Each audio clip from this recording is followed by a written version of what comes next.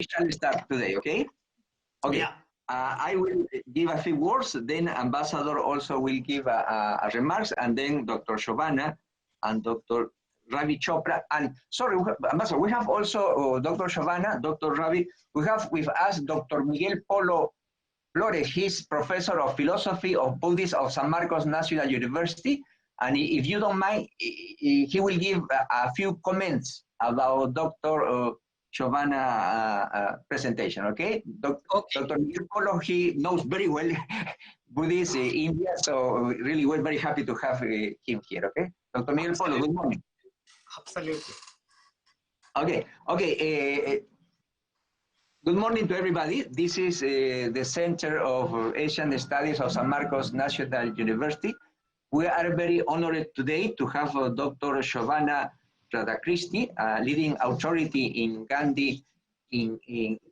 So she will talk about a very interesting theme. Before going to that, let me just talk very little about my center. The Center of Asian Studies was created in November 2018 in San Marcos National University.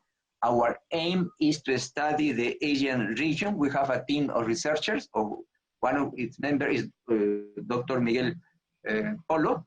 And our aim is to study the region and to especially present alternative policy for our government in order to have better relationship with Asia. Asia, including China, India, Japan, are becoming very important partners for Peru. That's why our aim is to teach to our students and also to do research in this theme. For this, we do a lot of conference. This is one of the conference. We have to give a special thanks to Ambassador Mandaru Subarayudu, who have made possible to have Dr. Shobhana here. Just before giving the word to Ambassador, let me tell that on Monday 17, we have a conference about a Chinese professor about politics in China.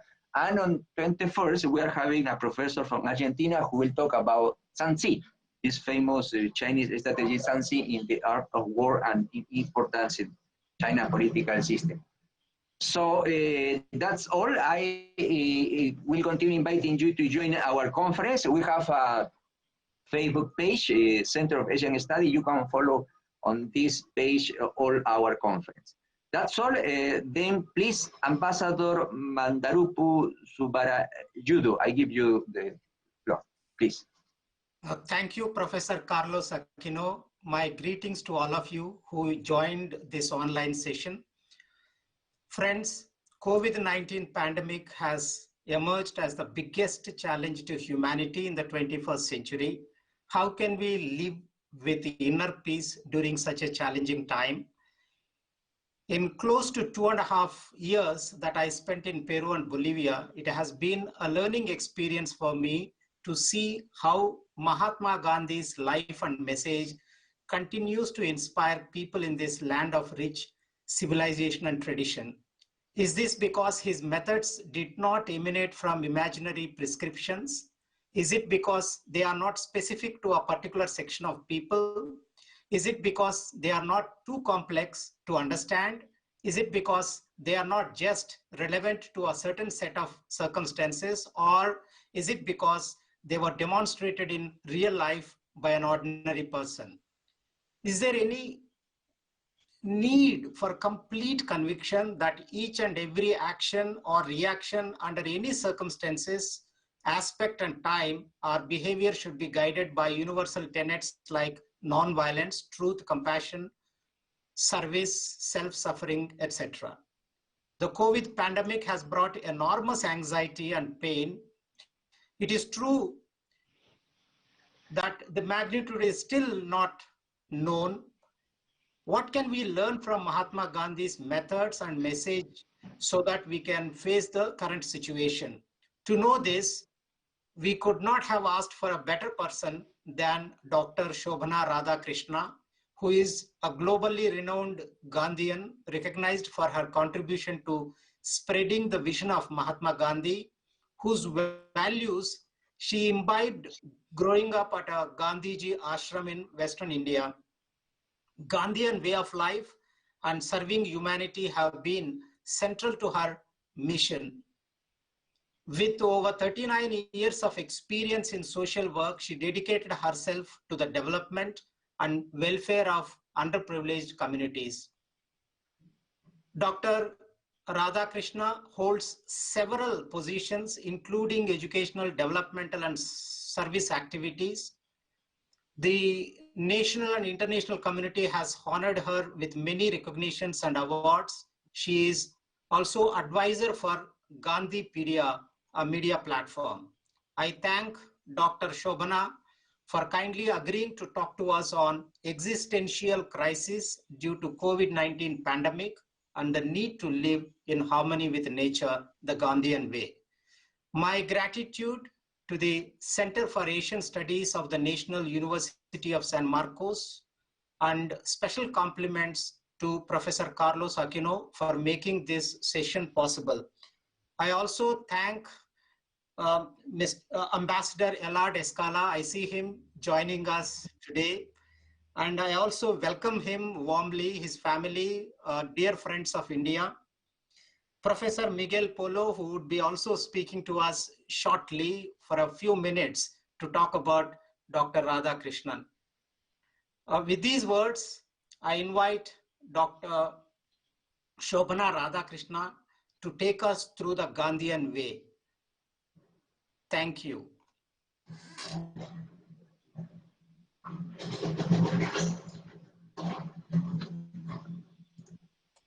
Please, Dr. Shobhana, you are welcome to my university, and also good morning, Ambassador Elad Escala. Thank you for joining us. Dr. Shobhana. Namaskar, and good morning to all of you in Peru, and good evening to everyone in India who has joined today.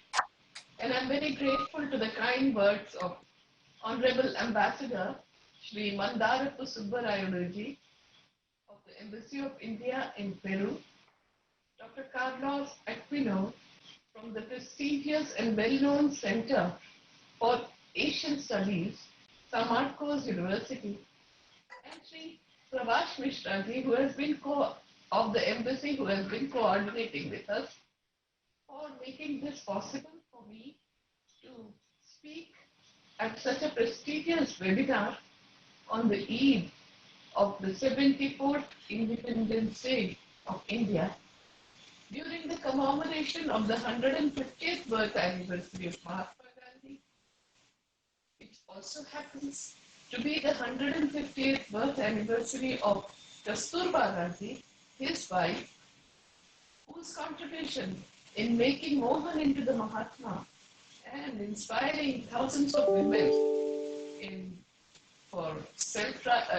for justice and for their rights in South Africa and in the Indian freedom struggle later on is exemplary.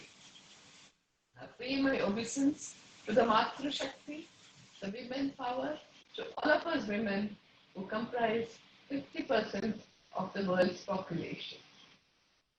This webinar is very important during the times of the coronavirus COVID-19 pandemic to learn from Mahatma Gandhi's practices of health and wellness of mind, body, and spirit for coping up and staying safe physically, mentally, emotionally, and spiritually during and after the coronavirus COVID-19 pandemic, which has affected the entire humanity. I convey my warm wishes to all the Peruvians and especially to all of you who have waited so patiently and joined us online today. We stand in solidarity with you in our common fight against COVID-19 pandemic. Gandhi used to begin and end his days with prayers. These are prayers from all the religions of the world. Sarva Dharma Prarthana. Gandhiji's internal core comprised of the essence of all the religions. One that he had acquired from long study and reflection of all the religions of the world.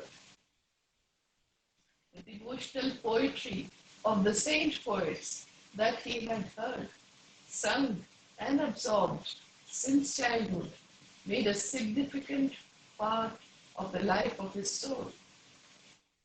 He said that ultimately all the religions point to the same truth of compassion, love, forgiveness, and tolerance, and that everyone must study the essence of all the religions in an attitude of perfect reverence and must have friendship and respect for all the practitioners of different religions and diverse cultures. All of Gandhiji's friends were from different religions and cultural background from around the world. According to my understanding, Mahatma Gandhi's life was an epic of faith and endeavor. His faith was in truth, the ultimate reality of truth, and the endeavor to attain it through non-violence throughout his life till the very last breath. Gandhiji's adherence to truth, non-violence, and purity of means has inspired me to give Gandhi Katha and lectures on Gandhiji so that people can put their hearts into understanding Gandhiji, find inspiration to learn from his ethical and moral leadership, his simple spiritual life, revolutionary thoughts, actions, and his lifelong service to humanity against all forms of injustice, and how he continues to inspire people in all parts of the globe, at all times, and in all ages. Perhaps the greatest strength for Mahatma Gandhi was in his faith in God. Truth was the deepest and the most complete form of God. That faith gave him the constant awareness that he was to be nothing but an instrument in his hands. He was to go wherever he was led. For him, the guidance of God constituted two things. One, he had to walk on the path enlightened by truth that was available to him in whatever measures and form. And second was that he had to constantly gaze inwards to find inspiration through self-introspection, self-examination, and self-purification by repeated questioning. And that question was, Ko aham? Who am I? What am I? And what is the purpose of my life? This question has been asked in our ancient civilization since the past 5,000 years. Mohandas Karamchand Gandhi repeatedly got the answer that the purpose of life was to serve others. The deeper the faith, the greater was the endeavor for Mahatma Gandhi. He said, truth is God, Satya hi Parmeshwar hai. Faith in truth led Mahatma Gandhi to two other realizations. If God is omnipresent, then truth is omnipresent too. If each human being were an aspect of God, then each person is capable of truth, of being good and doing good to others.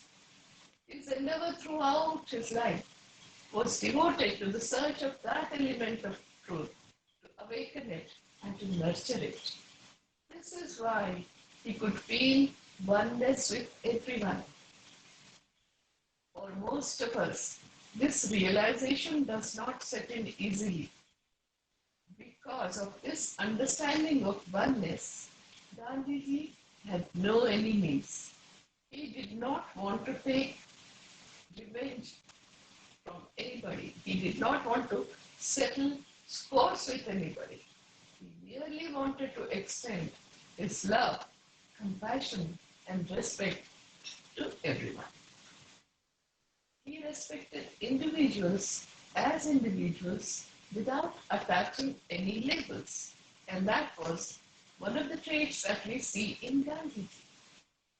William James Durant, or Will Durant, the American writer, historian, and philosopher, best known for his writing The Story of Civilization, spoke some of the most inspirational words about the Mahatma, and I quote, "Not since Buddha has India so revered a man, not since Saint Francis of Assisi has any life known to be so marked by gentleness, disinterestedness, simplicity of soul, and forgiveness of enemies. We have the astonishing phenomenon of a revolution led by a saint." Mahatma Gandhi is the most powerful visionary and the practical leader from the first half of the last century whose life is a role model for us. But the effort has to begin from the point where you're standing. That is what made Mahatma Gandhi's actions practical, and he can be truly called a man of action. But it does not only mean that he was very busy. What we mean is the action of putting ideas and beliefs into practice more than anything else was the driving force in his life. The answer for Mahatma Gandhi was always found in action. He had said, "An ounce of practice is worth more than tons of preaching." Gandhiji used to remain positive and calm under all circumstances, and that was his main trait. He had faced many challenges in life, many ups and downs in our life. He was an ordinary person like you and me. So he also faced such challenges in life. And I think as the world is really under the impact of coronavirus COVID-19 pandemic, and everyone is affected, it is important to face it humbly, with reverence to the virus, gratitude and surrender to the divine forces which are beyond our control, fearlessly, intelligently, and with a positive outlook towards life, and stay calm. The more positive and calm we, the ordinary people, will remain, the sooner we'll be able to take this situation in an auspicious direction. For Gandhiji, this was his way of life. Last year, I visited 33 countries and gave 148 talks in Gandhikatha. In all the countries, people have great reverence and respect for Mahatma Gandhi. Many have been inspired by him to take up the cudgels against injustice through non-violence. Others have been inspired by his environmental credo, and still others have been deeply touched by his simple spiritual life. The new generation is eager to understand more about the greatest man of the last century, who made such a huge impact on humanity. The greatest scientist of the last century, Albert Einstein, called Mahatma Gandhi the supreme practical leader of change. And I quote him, "I believe that Gandhi's views were the most enlightened of all the political men in our time. We should strive to do things in his spirit, not to use violence in fighting for our cause, but by non-participation in anything that you believe is evil." He had also famously said that generations to come will scarce believe that such a one like this, in flesh and blood, ever walked on this earth. Mahatma Gandhi's message to the world on the vital question of health and well-being is very important. To him, the study of this question was part of the service to God and his creation, which was his mission. to care summed up his life. His message was simple, easy to follow.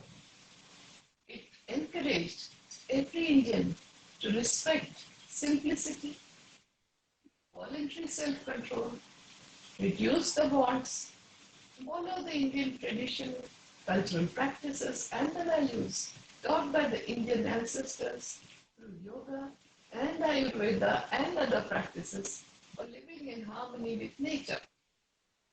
His attire represented his message to lead a simple life of voluntary poverty.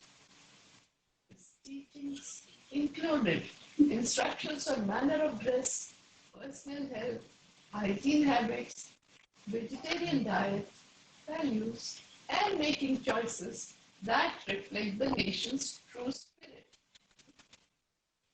In these times of coronavirus COVID-19 pandemic, which has engulfed the entire world, and as all of us are really under its impact in every corner of the world, it is time to learn from Mahatma Gandhi, who had said, "My life is my message." Gandhian principles of freedom from fear and care for all is a perfect prescription in the times of COVID-19 pandemic. Gandhiji's emphasis on healthy lifestyle, empowerment for self-care, and care in the community would make perfect sense. Hundreds of people are sick with COVID-19 who need physical care, nursing, medical care, and a lot of support. Gandhiji, without fear, would personally nurse them. He would be fastidious about hygiene, cleaning, hand washing, and wearing masks as well. Since medical science does not have a single proven effective treatment for COVID-19 anyway, we can learn from Gandhiji, who treated patients through nature cure, letting the body recover with nature's healing powers makes sense in most of the cases, especially in my own case, as I'm recovering from coronavirus COVID-19 infection. And I followed the Gandhian way of life to self-cure myself at home. Disease point a way to the future if we pay attention. This holds especially true of the global COVID-19 pandemic. It is clear that some important lessons have emerged already. Some of these are obvious because they are so visible, but a lot of them are not visible at all. So there is a lot of uncertainty about existential crisis, which is a major cause of panic. No one Dr. Shovana. Listen. Yes. Dr. Shovana. Yes, please. Yeah. And please, can you speak a little louder or close to the microphone? We're having problem with your, we cannot listen. Okay. Can you speak louder or close to the microphone, please? Okay, thanks, doctor. Sorry.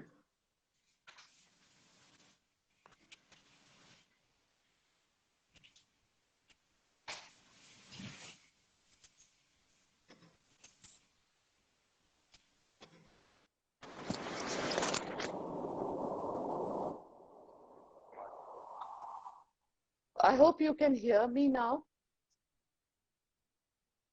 Can you hear me? Yes, very clearly. Perfect. No, it's Thank you. okay. Very perfect. Thank you for pointing it out to me. Because of this infection, a lot of problem in speaking is happening right now. There are lots of side effects, a lot of fatigue, and voice also sometimes become very low. So pardon me for that. I will try my best to speak up. As I was saying, some of the important lessons are visible, and we are quite aware of those. But uncertainty and the existential crisis is a major cause of panic. The mass psychology is reflecting that And the economic crisis is also a big challenge. But if one looks a bit closer, COVID-19 exposes a need to take human well-being more seriously. The well-being looks very different. Its hallmarks are community and mutual support, valuing happiness as essential to human life, affording lifelong good health, living in an environment with pure air and water, a lack of violence with necessary emphasis on peace, equal acceptance of all or equality, and the abolition of us versus them thinking of the kind that builds barriers everywhere. During the COVID-19 pandemic, everyone has experienced this.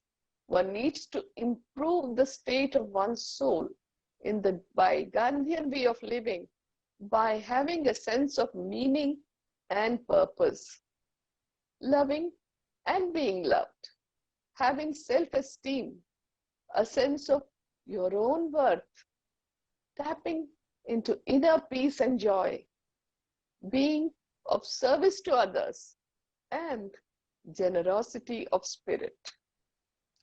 So there are three types of crisis going on right now. First is the COVID-19 pandemic, which is causing immense physical stress and sickness, death, and fear of death or existential crisis. The second is the serious and long-drawn financial crisis, which is also devastating us physically and through mental anguish.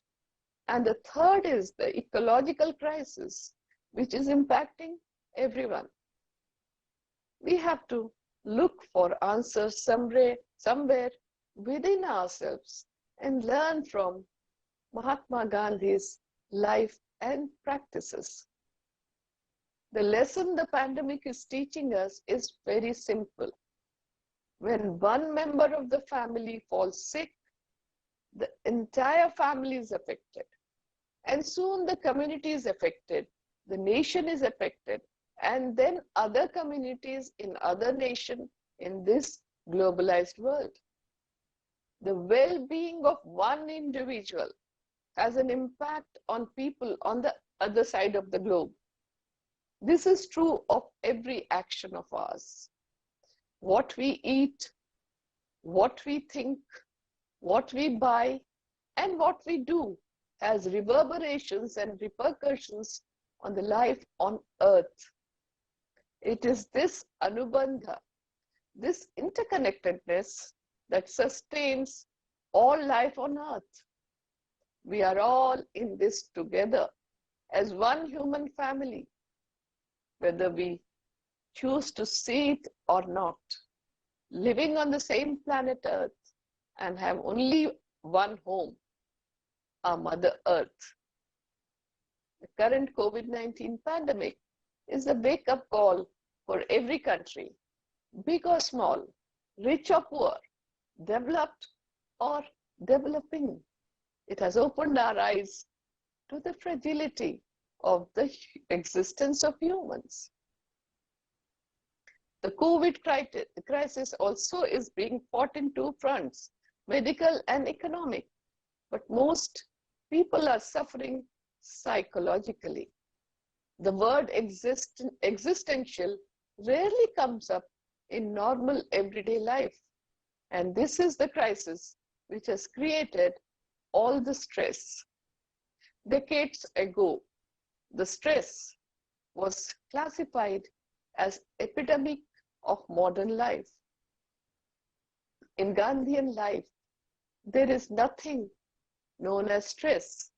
It is the best to practice the coping up mechanism that induces relaxation, calmness, inner peace, absence of anxiety, and for remaining positive. Arnold Joseph Toynbee, the leading British historian and philosopher of history, had said, and I quote, "The generation into which I happen to have been born has not only been Hitler's generation, but Stalin's in Russia. It has also been Gandhi's in India, and it can be forecast with some confidence that Gandhiji's effect on human history is going to be greater and more lasting than Stalin's or Hitler's." In 1904, in South Africa, after reading John Ruskin's book Unto This Last, Barrister Mohandas Gandhi transformed his life and started leading a community life of self-control, voluntary poverty, bread labor, for becoming self-reliant, and Sarvodaya, or welfare of all. He established 4 ashrams in his lifetime, 2 in South Africa called Phoenix Settlement in Durban, which he established in 1904, and Tolstoy Farm in Transvaal in 1910, and 2 ashrams in India known as the Sabarmati Ashram in Ahmedabad, which he founded in 1917, and the Sevagram Ashram in Wardha in Maharashtra, which he founded in 1936, where Kasturba Gandhi and Mahatma Gandhi, along with all the ashram inhabitants, lived in poverty like the common villagers of India. Ashrams were his ideals of a non-violent, face-to-face society for living in a non-violent community and working for the welfare of all. All of Gandhiji's ashrams had a mingling of political and spiritual aims. It was a practical laboratory for transforming ordinary men and women into extraordinary seekers of truth, and to serve the poorest of the poor by establishing their self-respect and dignity. These ashrams were also the place which Gandhiji used to provide treatment through nature cure, preventive health care, and training in wellness for living in harmony with nature. And Gandhiji's environmental credo was of reuse, refuse, reduce, and recycle. So all this was in the lap of the nature. And I'm happy to inform you that I was born in the last ashram, Sevagram ashram of Mahatma Gandhi. My father was inspired by Gandhi from his childhood, and he took part in the freedom struggle and stayed in the ashram. Even after Gandhiji passed on in 1948, for the next 5 decades or so, my father and all of us continued to follow on the path that Gandhiji had shown to humanity.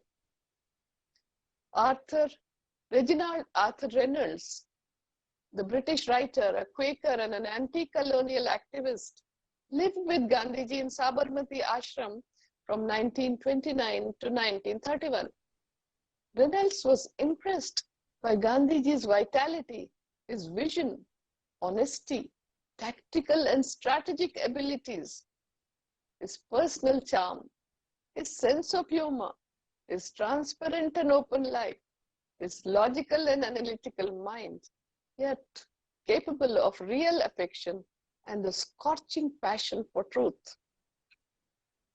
Ashram life was a life of strict routine from 4 a.m. to 9 p.m.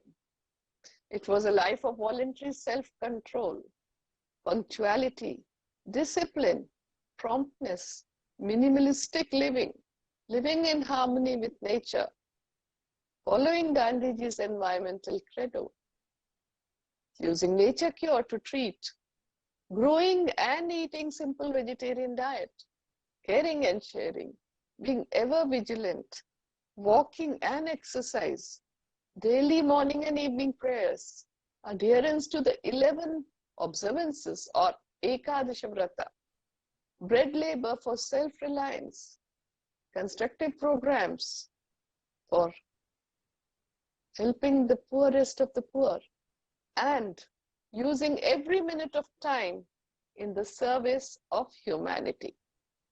Time is the only non-renewable resource that all of us have. Therefore, we must use time very carefully, like Gandhiji did. He remains the role model for all of us for punctuality, promptness, and discipline. So very few people know that as a couple, Gandhiji and Kasturba Gandhi contributed immensely for 123 years ago to public health emergencies and service of humanity. Gandhiji wanted to become a doctor from a very young age. His inner calling or Swadharma, according to the Indian sacred scripture, Bhagavad Gita, was to serve others. Gandhiji dedicated his life to serving the entire humanity, which started by serving his father in his childhood. In 1896, Barrister Mohandas Gandhi took training in nursing in Cottage Hospital in South Africa and volunteered in taking care of patients. In 1897, he nursed and cared for a leprosy patient, a native leprosy patient who had come home. And after treating him, he set up a hospital in Durban and continued this in India as well. During the Second Anglo-Boer War, from 1899 to 1902, and in the Zulu uprising of 1906, he established the Natal Indian Ambulance Corps along with 300 free Indians and 800 in the Indian indentured labor and served as stretcher bearers. In the bubonic plague outbreak in Johannesburg in 1904, he and his wife Kasturba Gandhi not only rushed to help the patients, but quarantined them and treated them through nature cure. When they returned to India in 1915 and set up the ashram, after that, there was an outbreak of Spanish influenza pandemic in 1918. So Gandhiji opened up his Sabarmati ashram as a quarantine center, treated and served patients through nature cure, provided simple vegetarian Ayurveda diet to boost immunity, and maintained physical distance. Both of them spent a lot of time with the families of the patients, looked after their mental, physical, and spiritual needs, and gave correct information for maintaining and being distance and being positive through prayer and meditation, and take care of each other during this time of the Spanish flu pandemic. On 10th November 1918, Gandhiji had said that our ancestors could have such strong bodies in the past, but today we are reduced to a miserable weakness and are easily infected by noxious germs moving about in the air. There is one and only one really effective way by which we can save ourselves from them even in our present broken state of health. That way is the way of self-restraint or sanyam, and of imposing a limit on our acts, desires, and wants. Gandhiji was very interested in health and wellness and remained ever vigilant about his health and the health of others. He said that our lifestyle should be such that it should not let any disease come anywhere near us, and every person is responsible for looking after his or her body, mind, and spirit impeccably. Gandhiji extended his inner calling of living a healthy and moral life in harmony with nature to nature cure, and maintained that health and wellness means one should keep the body healthy without any disease and must carry on the day's routine without getting tired. He also said that all of us must have perfect understanding of our bodies, and that understanding is that we are made up of the 5 elements that are found in the nature. And that's what has been told by our ancient seers and sages of India. And these 5 elements are air, water, fire, earth, and space. For the wellness of our bodies, the balance and harmony between all these 5 elements is very necessary. During the COVID-19 pandemic, enveloping ourselves in the rhythm and forms of nature can be very transformative and healing. Ayurveda, the ancient healing tradition of India, recommends spending time in nature each day. Doing so allows us to experience the wonderment of this existence with all our senses. Nature allows us to retain our attention beyond the domain of our ego and to recognize that we are irrevocably connected to the nature. For the benefit of the readers of the Indian Opinion newspaper in South Africa, in or about the year 1906, Gandhiji wrote a few articles under the heading Guide to Health. He was constantly experimenting with his health through nature cure and diet since his days in London. In 1942, in the month of August, when Gandhiji was imprisoned in the Aga Khan Palace jail in Pune, in India, while he was leading the Quit India movement, he wrote the book Key to Health. On August 27th, Gandhiji wrote in the preface that the book was translated into several Indian languages and English translation also appeared. And the result was that this book became the most popular of all his writings. He said he was giving it a new name. Anyone who observes the rules of health mentioned in this book will find that he has got a real key to unlock the gates for his health. He will not need to knock at the door of the doctors or Vaidyas or the traditional health practitioners from day to day. Coronavirus is the global pandemic of our times, but Spanish flu remains the deadliest in the modern history, killing at least 50 million people and infecting more than 500 million. The 1918 H1N1 virus played a critical role in altering the course of India's history. And just like then, even now we do not have any known treatment.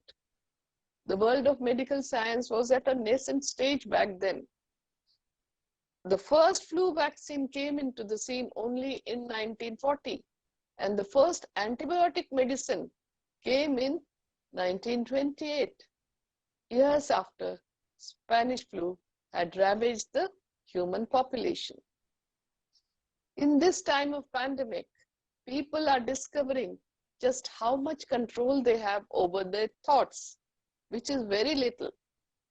In a crisis, fear and anxiety start to roam the mind, and struggling against them does a very little good, which is also temporary at the best. That is why so many people turn to denial and distraction. They try to run away from their fearful thoughts and turn to distractions to escape them through other things. But there is a better way. When a crisis makes you feel stressed, meditation and prayers relieves the stress response. Fear and anxiety are forms of stress that become exaggerated when events become uncertain. When you feel a loss of control over your life, and when the stress keeps repeating itself without let up, the thinking mind reacts to all these conditions. It always has. in normal times also, but a crisis brings stress into high relief, making it very capable of lowering the immune system of our body and starting the inflammatory diseases. So the healthy crux of Mahatma Gandhi's teaching on wellness and health is followed by following a simple diet, a simple life, nature cure, early rising, leading a disciplined life of routine, fasting, frugal vegetarian immunity boosting diet, observing silence, prayers, positive thinking, pranayam, ashtanga yoga, meditation, self-reliance, compassion, forgiveness, maintaining hygiene and cleanliness, along with sanitation, and above all, respecting the pandemic and the surrounding, which are surrounding us, and the forces of nature which are beyond our control. Gandhiji's life literally heals the body by reducing inflammation and restoring homeostasis or self-regulation. Prayer increases healing when it is combined with breathing, chanting, saying of Ramanama, and are good for anti-stress, which is connected to a strong immune response. And along with this, regular exercise and a regulated diet is the best practice for body healing and for a positive psychological response. Gandhian lifestyle teaches us that we can improve the state of our soul by having a sense of meaning and purpose, loving and being loved, self-esteem, a sense of your own worth, tapping into the inner peace and joy, being of service to others, and the generosity of spirit, all of which we see as Gandhiji's trait. In Gandhiji's way of life, there is no anxiety, fear of death, or existential crisis, which is very helpful for all of us. The virus is making the need for a positive psychological response more urgent. And as I said, the good news is that we do not have to invent or reinvent any lifestyle because we already have the best healer and the wellness guru in Mahatma Gandhi, who comes free of cost in the times of the coronavirus COVID-19 pandemic. So I should like to conclude now, and I want to express my grateful thanks to the ambassador, to Professor, and to all of you, because I am unable to see everyone on the screen. So I know that dignitaries and students and professors and people from all walks of life have joined me online. I am very, very happy to be with you virtually and take part in a session, in a talk, in this talk, to tell you about the Gandhian way of life. So I thank you all very much for giving me this opportunity today. And I hope we can meet again sometimes. And please be safe, stay home, be healthy. And let me conclude with the prayer for the well-being and safety for all. Om Sarve Bhavantu Sukhinaha, Sarve Santu Niramayaha, Sarve Bhadrani Pashyantu, Ma Kaschit Dukkha Bhag Bhavet. Om Shanti, Shanti, Shantihi. Let all be happy. Let all be healthy. Let all experience auspiciousness. Let no one be overwhelmed by grief. Om, peace, peace, peace. Gandhiji's blessings at this time are very important.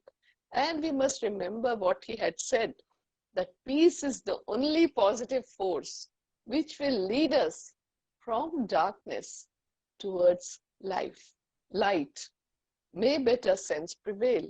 And I thank you all for giving me this wonderful opportunity to be with you this morning. Namaskar.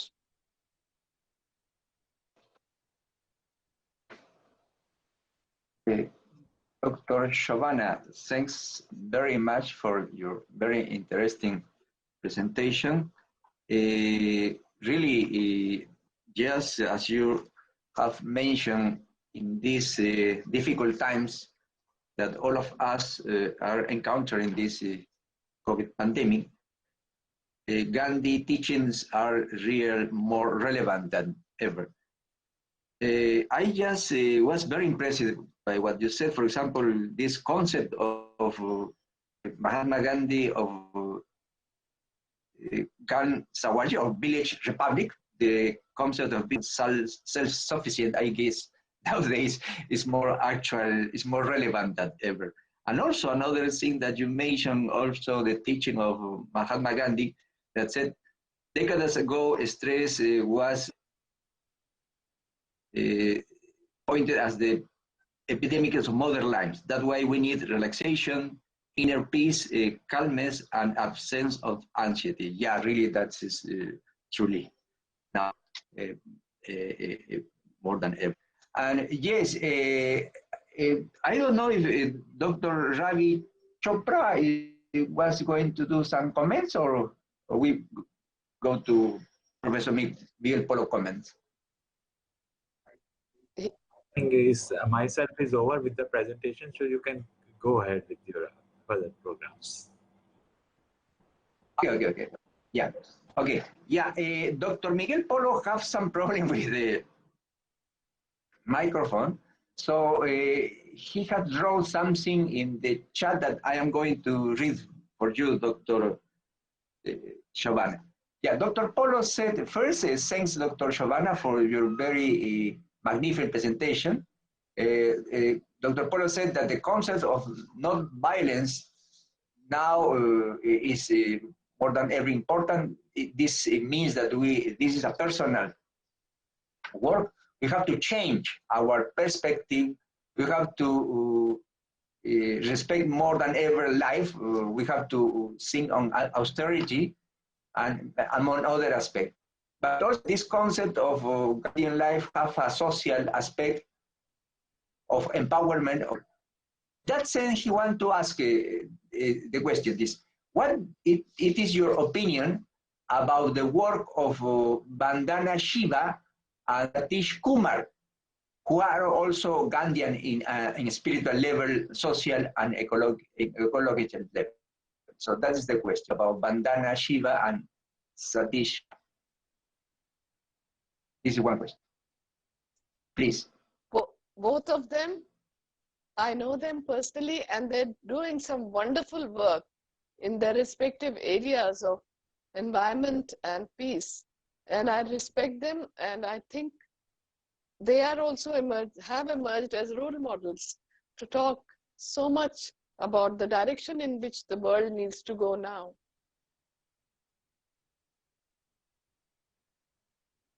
Yeah. So I admire their work. And I have great respect for both. Dr. Polo asked,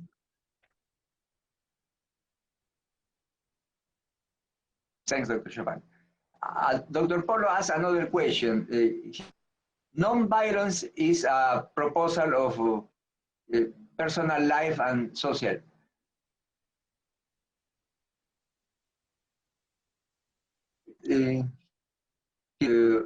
For all, do you agree with this idea that the non-violence is a proposal for a personal life, social life, and that the center is the compassion for all living things?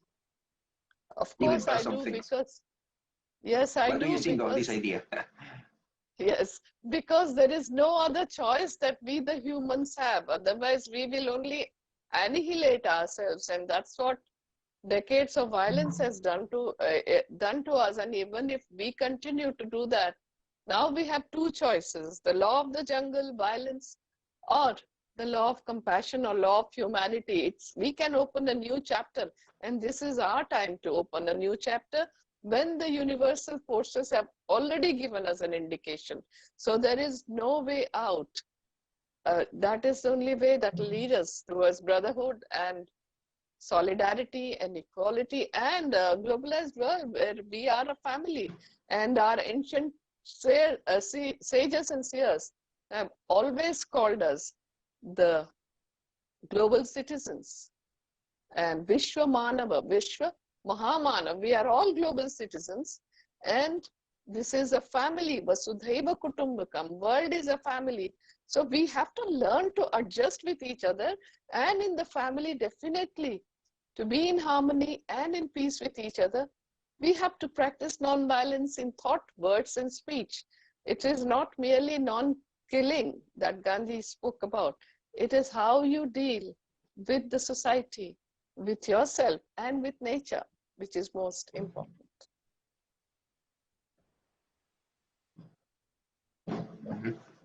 Thanks, Dr. Giovanna. Anyway, I guess this are the question of Dr. Paul. Anyway, we invite everybody to have a question for Dr. Giovanna. Yes, I want to comment something, Dr. Giovanna, that interesting. You know, in this time that this pandemic is causing so much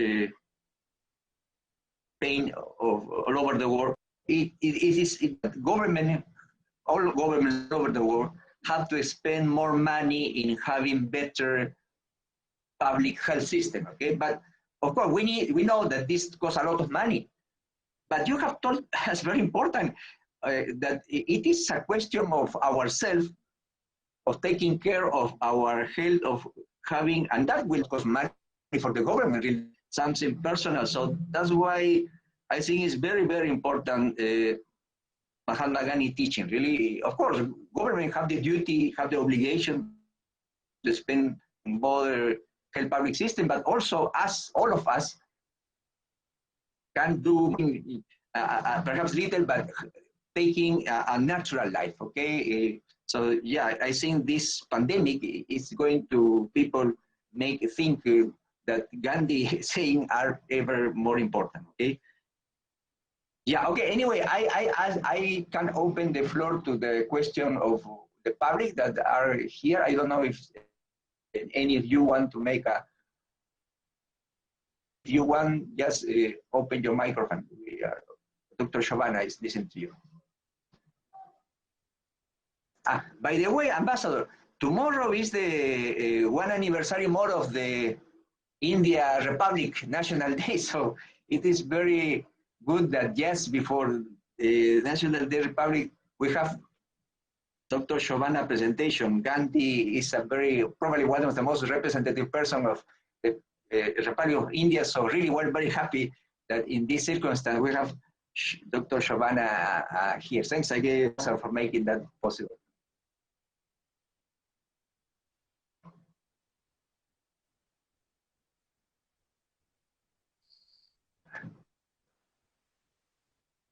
If there is any, I remember you that this presentation of Dr. Giovanna, we are having live on transmission by the Facebook fan page of the Center of Asian Study, and this is being also recorded, so we can listen again to Dr. Giovanna's presentation anytime.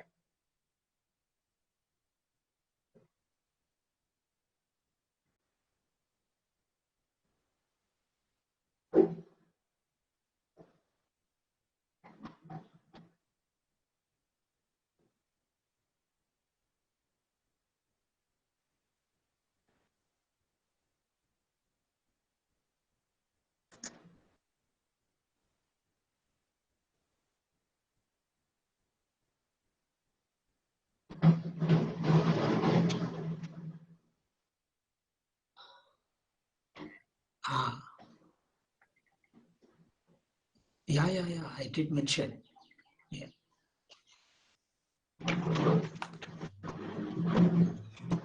Dear Professor, I think my microphone was off. No question? Sorry. Sorry. I agree with you that I agree. Yes, please.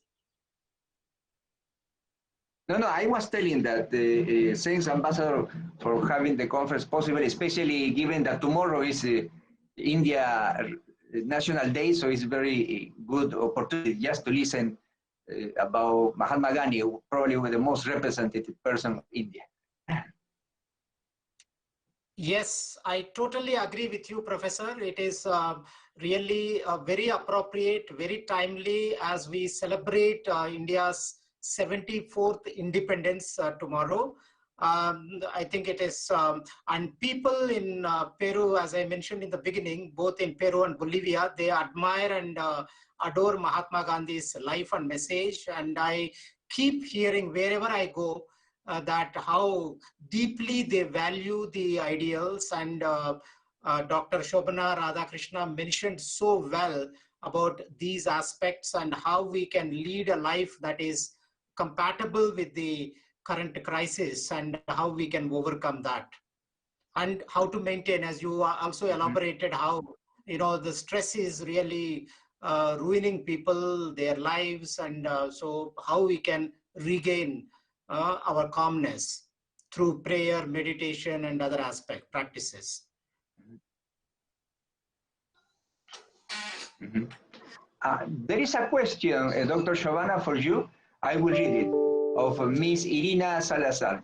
She said, excellent presentation. We have to follow Gandhi. And she asked, what of yoga do you recommend practice? Kundalini, maybe?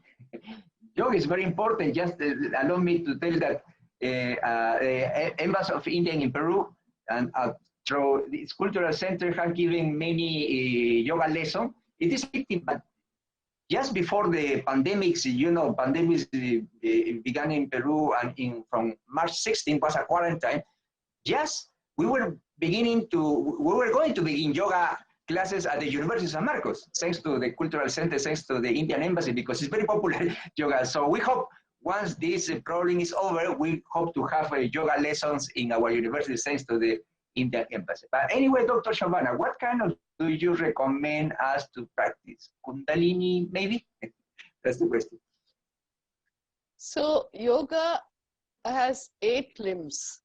So it starts with yama, niyama, pranayam, pratyahar, and other 4 follow. So it's a way of life. Firstly, there are some ethical rules, some rules of the society that we need to follow, and those have to be understood clearly while doing the asanas. And that meditation and Kundalini yoga, Dhyan, Samadhi, etc. comes very, very later on in that practice. So the very important thing is to practice all the 8 limbs of the Ashtanga yogas. Mm-hmm. Yeah. And any give other time. Question?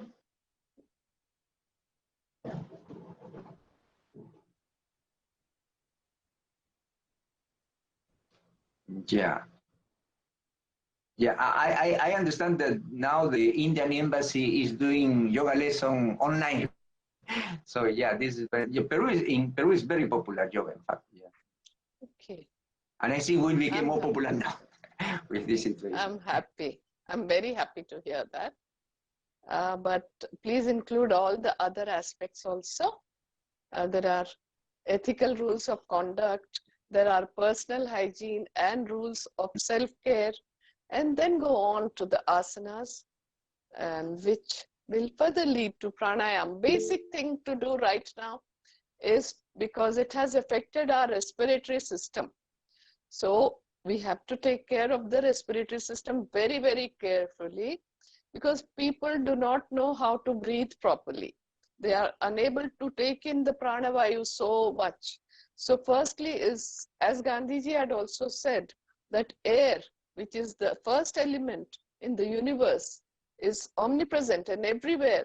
And we cannot survive without air even for a second. So very, very important thing is to learn the right techniques of breathing through pranayama exercises, keep our respiratory tract clean and in a very good condition, open in the have the room very well ventilated, and make sure that it is done regularly twice a day, and make sure that you increase the capacity of the lungs. So as I had said, I also have recovered just now, and I'm continuing with the practices, but suddenly the after effects crop in any part of the respiratory system. So one has to be very careful, and better to stay home and be safe rather than exposing yourself to other things, because then it leads to other complications also. So during this pandemic, please follow all the regulations, follow all the advice that has been given, because it came to me without even stepping out of the house. So you can see how vulnerable we all are. And the first and foremost thing is to keep calm, be very positive. And yes, we are all going to die one day or the other. So there is nothing to fear. So just keep your peace of mind, be very calm, keep breathing, do mindful breathing. So all these things are very important tips to even move towards Kundalini yoga. So that would be my recommendation from my personal experience.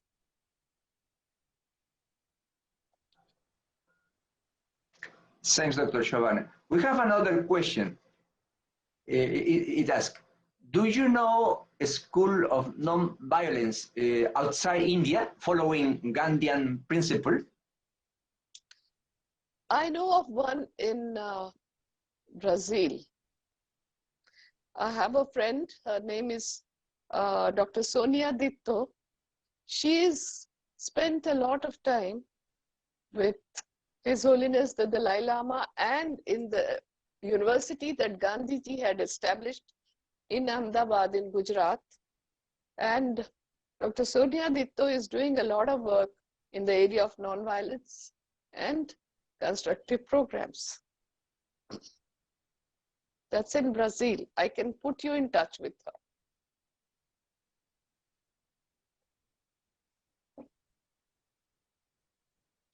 And recently she has expanded her work That will be interesting. to Italy.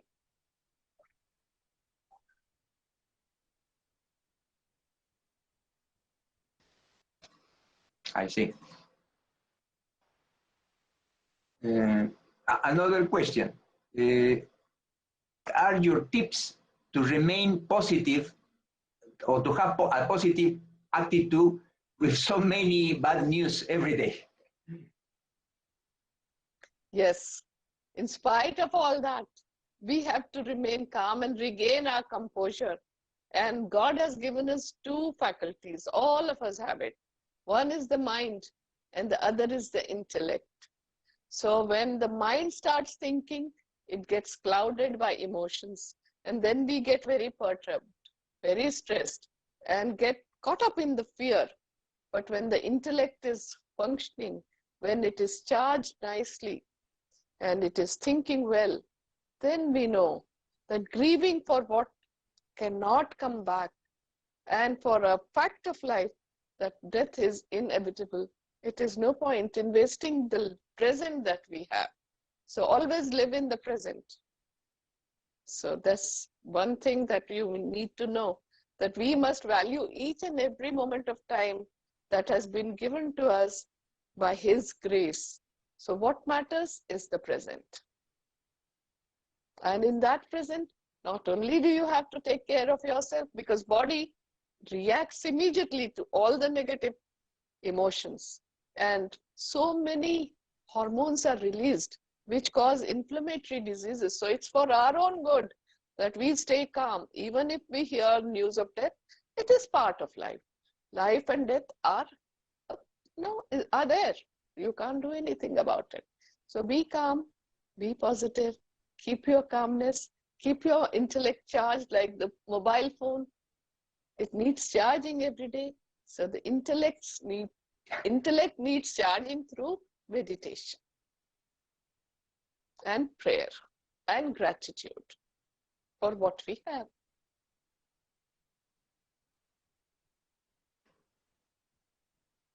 Interesting.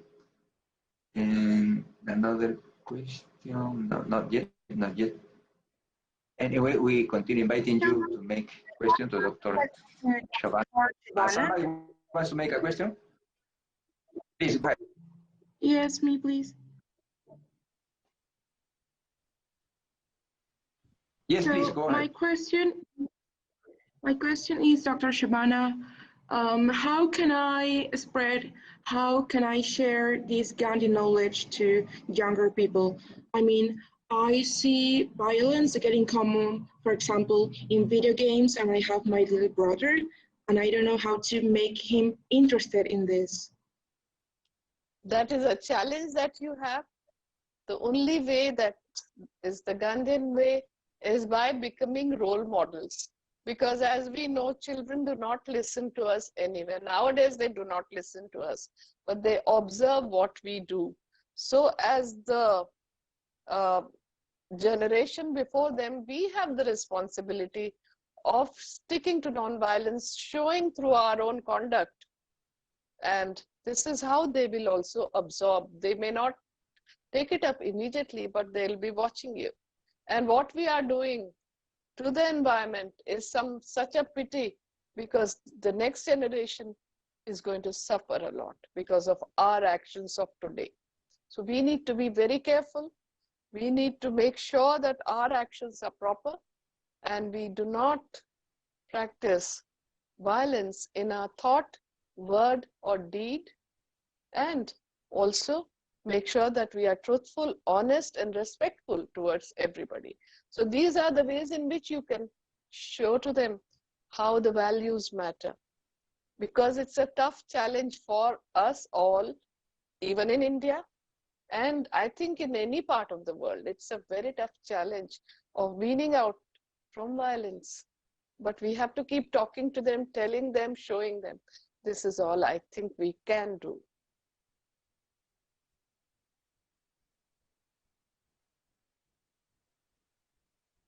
Certainly. And Dr. Carlos? Yeah. Dr. Carlos? So I want to tell you that now, since I've been here for more than 1.5 hours, I'm getting tired because the fatigue that has set in after the COVID-19 pandemic is very, very great. Even speaking is an effort. So I would like to you to close the session, please. And they can get in touch with me through their my email, or if they want to know anything, I'll be very happy to guide them, but not today, please. Dr. Shabana, really, we are very grateful for your presentation, knowing the situation that you're now. We hope the best for you.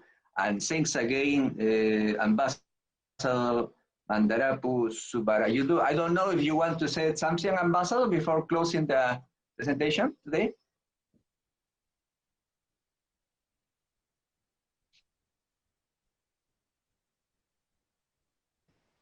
Will you wish to say something, Ambassador, before finishing the presentation today? Your microphone, sorry, your microphone, sorry. Yes. I would like to thank Dr. Shobhana Radhakrishna for taking time, because, I didn't know that she was having this, health issue. But in spite of that, she was so generous with her time, and she shared so many valuable thoughts. And I see that there is so much of interest. I would like to convey to them. We will try and provide another opportunity in coming weeks and months. And also, as Dr. Shobhana herself offered, you are welcome to write to her.